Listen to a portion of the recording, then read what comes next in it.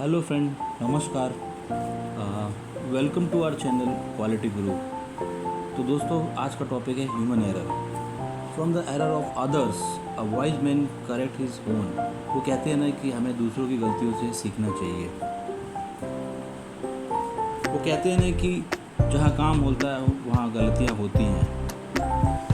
Human error unintended actions हैं, mistakes हैं जो हम जैसे लोगों से ही होता है, जो कि इट लीड्स टू आउटकम जो कि नॉट डिज़ायर्ड होता है, डिविएट होता है एक्सपेक्टेशन से।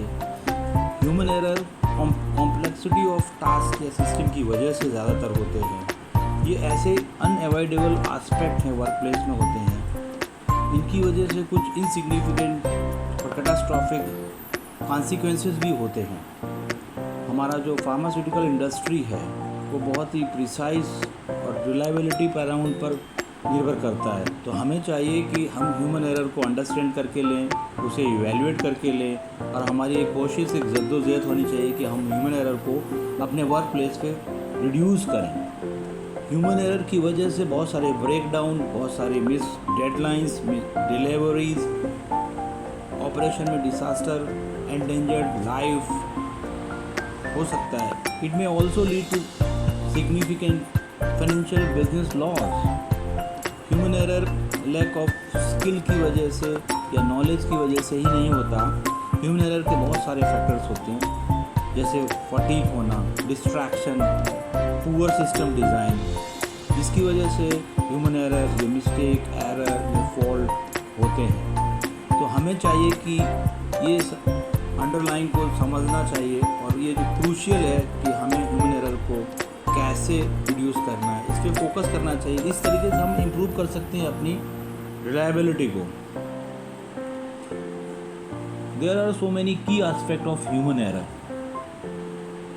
Like unintended action, deviation from expectation, variability, not always preventable.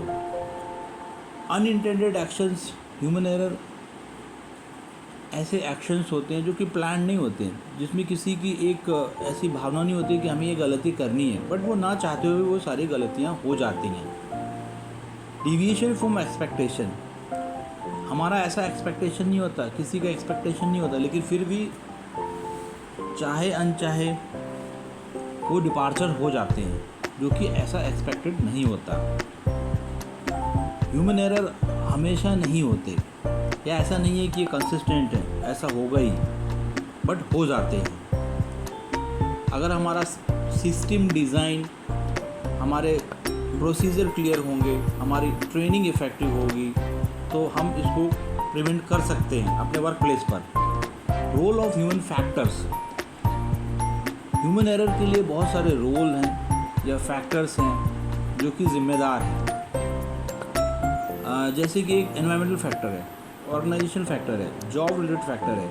ये सारे ऐसे फैक्टर्स हैं जो कि प्रोन हैं एरर, मिस्टेक या फॉल्ट होने के लिए।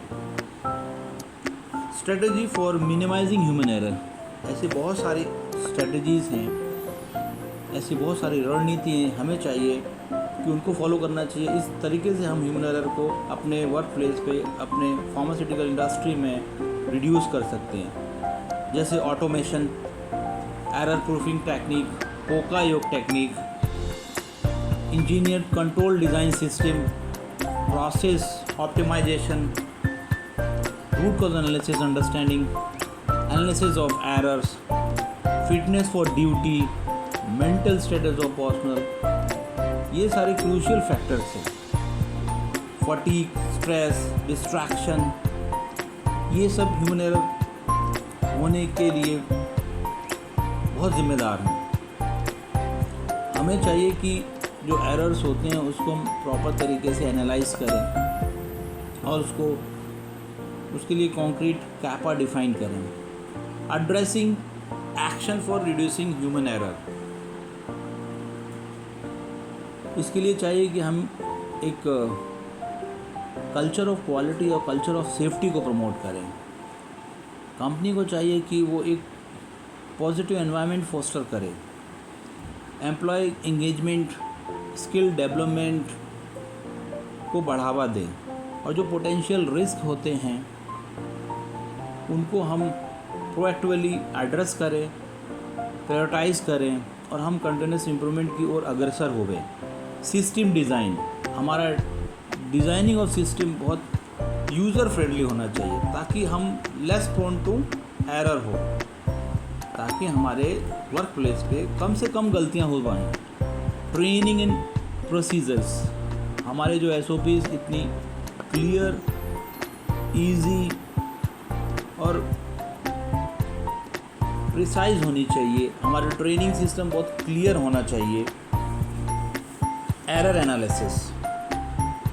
एनालिसिस के लिए हमारे पास क्रॉस फंक्शनल टीम होना चाहिए, स्किल्ड लोग होने चाहिए जो कि रूट कॉज एनालिसिस को प्रॉपर तरीके से करके लेवें, टूल्स टेक्निक को फॉलो करें और सही तरीके से कैपा डिफाइन करें। अंडरस्टैंडिंग लिमिटेशंस, हमको चाहिए कि जो मिस्टेक्स हो रहे हैं उसको कैसे कंट्रोल करना है।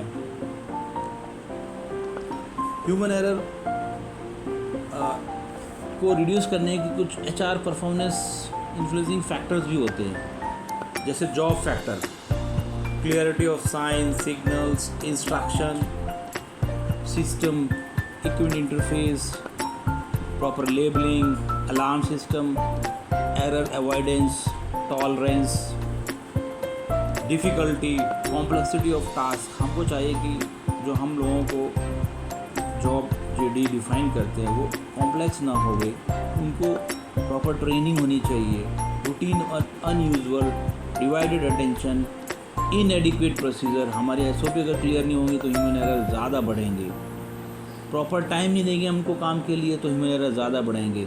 अप्रोप्रिएट टूल्स टेक्निक नहीं होंगे तो ह्यूमन एरर ज़्यादा बढ़ेंगे। Working environment, noise, heat, spare, lightning, ventilation, ये सब चीज़ों को हमें ध्यान रखना चाहिए। Type of human error, slips and lapses, mistakes, violation, these are some type of human error. Slip and lapses ये कुछ अनइंटेंशनल एरर होते हैं, जैसे कोई चीज़ को भूल जाना। Typographical error, mistakes, incorrect decisions या ऐसे एक्शंस, वायलेशन, ये कुछ डेलिबरेट डिविएशन या डिपार्चर्स होते हैं जो कि रूल्स या प्रोसीजर के अगेंस्ट होते हैं। Example of human error, forgetting to turn off computer machine after completion of operation, sending of an email to wrong recipient, making calculation error, failing to follow safety procedure, typing error, misprinting instruction. Personal factor, physical capacity, fatigue, stress, morale, workload, overload, unloaded, competence to deal with circumstances, motivation versus other priority.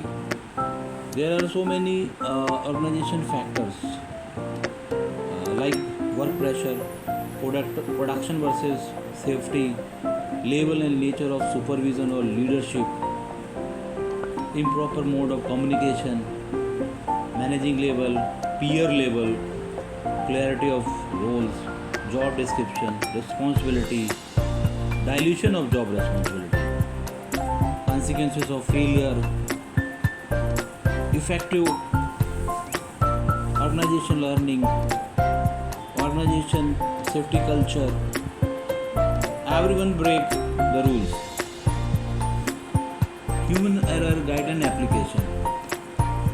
Human error is applicable to all type of investigation that is carried out in our manufacturing sites. See for example, batch failure investigation, market complaint, system failure, equipment failure, out of specification, out of trend, deviations, out of calibration, lab incidents, environmental monitoring failure, non-conformance with regulatory requirements. Cross functional team formation for human error, हमें चाहिए कि human error को अपने work place पे control करने के लिए, reduce करने के लिए एक प्रॉपर क्रॉस फंक्शनल टीम का फॉर्मेशन होना बहुत ज़रूरी है।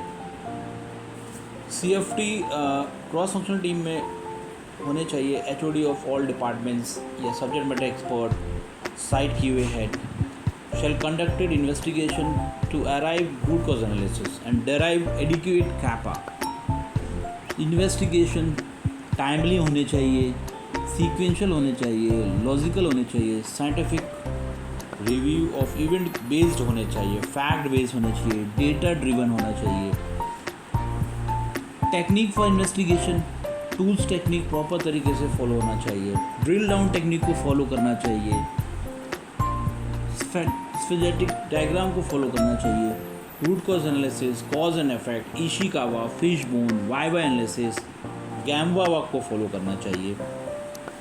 Precursor of human error like time pressure, high workload, simultaneous and monitoring action, incorrect interpretation, individual capability, unfamiliar with the task or job, lack of knowledge, experience, lack of effective communication, inadequate problem solving skill, lenient attitude for critical tasks, illness or fatigue,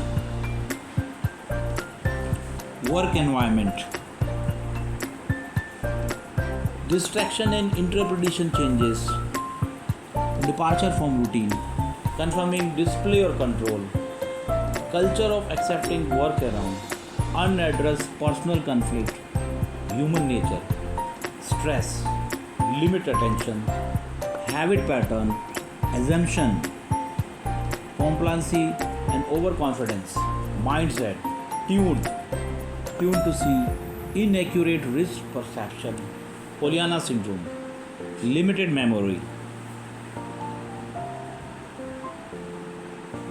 classification of human error,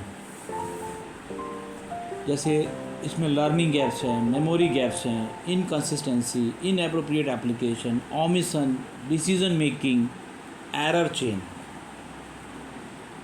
बहुत बड़ी एक chain बन जाती है. Human error होने की वजह से A to B प्रॉब्लम होती है, एक्टिविटी फेलियर होता है, एक फाइनली एक लेटेंट कंडीशन आ जाती है, ह्यूज बिजनेस लॉस हो सकता है,